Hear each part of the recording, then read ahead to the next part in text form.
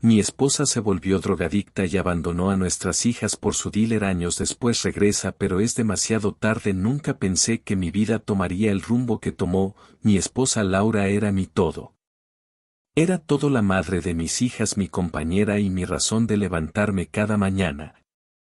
Teníamos una vida juntos que desde afuera parecía perfecta. Yo era ingeniero, ella era profesora de primaria, teníamos 2 hijas preciosas, Sofía y Camila. Vivíamos en una casa pequeña pero acogedora. Los fines de semana los pasábamos en el parque o en casa riéndonos mientras las niñas jugaban en el jardín. Me sentía afortunado no solo porque la vida parecía estar funcionando a nuestro favor, sino porque Laura, con su carácter dulce y esa sonrisa que podía iluminar cualquier habitación, era el centro de todo. Pero eso era antes de que las cosas cambiaran.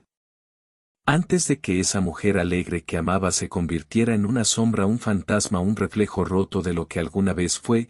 Todo empezó poco después del nacimiento de nuestra segunda hija, Camila. Laura siempre había sido fuerte, pero noté que empezó a quejarse de cansancio, que no dormía bien. Es normal, me decía a mí mismo, ser madre de 2 pequeñas no es fácil. Pero no era solo el cansancio.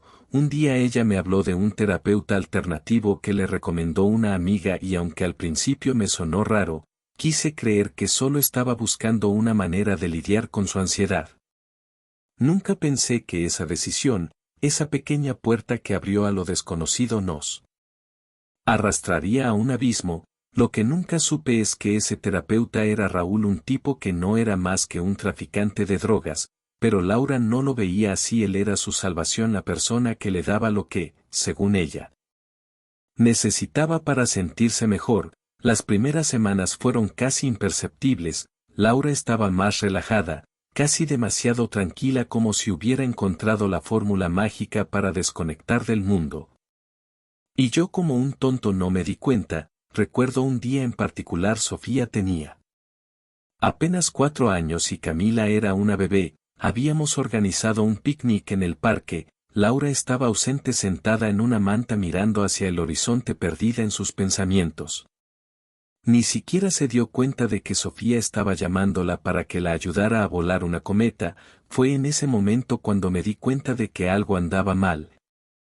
No era solo el cansancio, era algo más profundo, algo que la estaba consumiendo. Le pregunté si todo estaba bien y me respondió con esa sonrisa vacía, forzada, que empezó a usar más a menudo. Solo estoy cansada, me decía.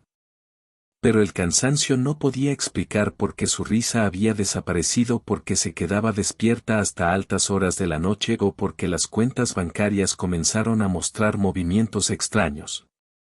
Una noche, mientras yo estaba acostando a las niñas, escuché su celular vibrar una y otra vez. Miré la pantalla. Raúl, no conocía a nadie con ese nombre. Le pregunté quién era y ella me respondió con evasivas diciendo que era un amigo que conoció en una clase de yoga. Algo no cuadraba, pero quise creerle. Quise creer que todo era solo una fase estúpido de mí, ¿verdad? Pero la realidad me golpeó de frente un par de semanas después. Llegué a casa un viernes por la tarde y encontré el salón hecho un desastre. Los juguetes de las niñas estaban esparcidos por todas partes, las luces apagadas y Laura no estaba. Las niñas, gracias a Dios, estaban a salvo en casa de mi suegra, pero Laura había desaparecido. No contestaba el teléfono, no dejó una nota, nada.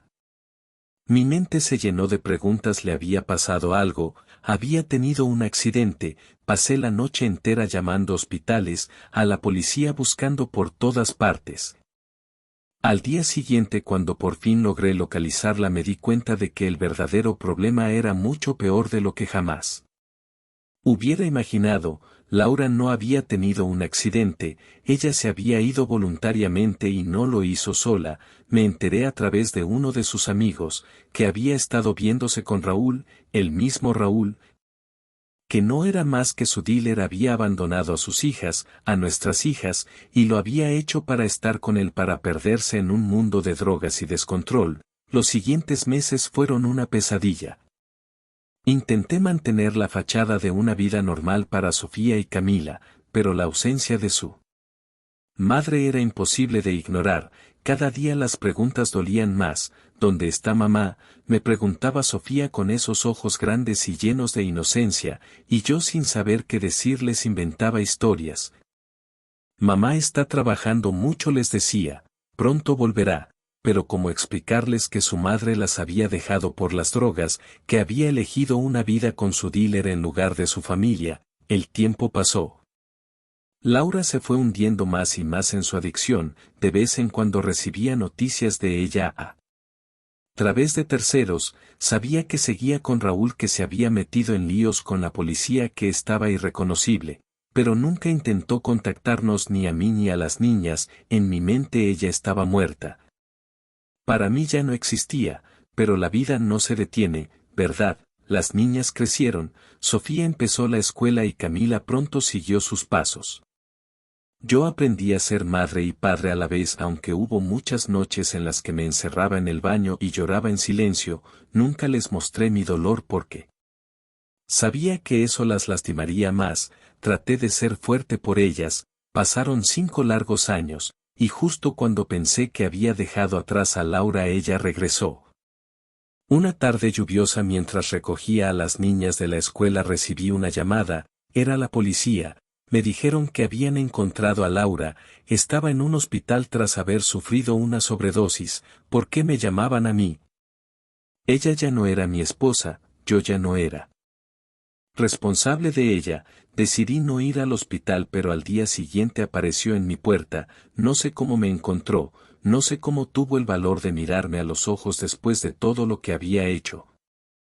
Pero ahí estaba una mujer demacrada, con los ojos apagados, la piel pálida y una tristeza tan profunda que casi parecía estar cargando el peso del mundo en sus hombros. Lloraba, me rogó que la dejara ver a las niñas. Decía que había cambiado, que había estado en rehabilitación, que Raúl la había dejado, que estaba limpia, pero en ese momento algo en mí se rompió. No era solo el rencor, era la certeza de que ya no había vuelta atrás. Ella no se había ido solo de mi vida, se había ido del corazón. Son de sus hijas. Sofía, que ahora tenía 10 años, salió de su habitación cuando escuchó el ruido en la puerta. Al ver a su madre se quedó paralizada.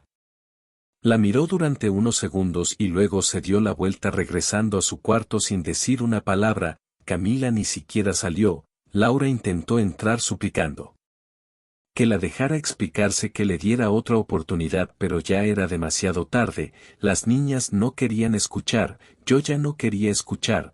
Después de lo que parecieron horas de súplicas y lágrimas, le dije que se fuera. Y lo hizo. Desapareció por última vez. Pasaron unos meses y pensé que ese capítulo de nuestras vidas finalmente había terminado. Pero me equivoqué. Una noche mientras cenábamos recibí otra llamada. Esta vez no era la policía, era un abogado. Laura había sido arrestada junto a Raúl y estaban siendo acusados de tráfico de drogas a gran escala. No solo eso, habían estado operando una red que involucraba a menores, llevando a jóvenes a la adicción. Mi estómago se revolvió al pensar en lo bajo que había caído. El día que se dictó su sentencia llevé a las niñas conmigo.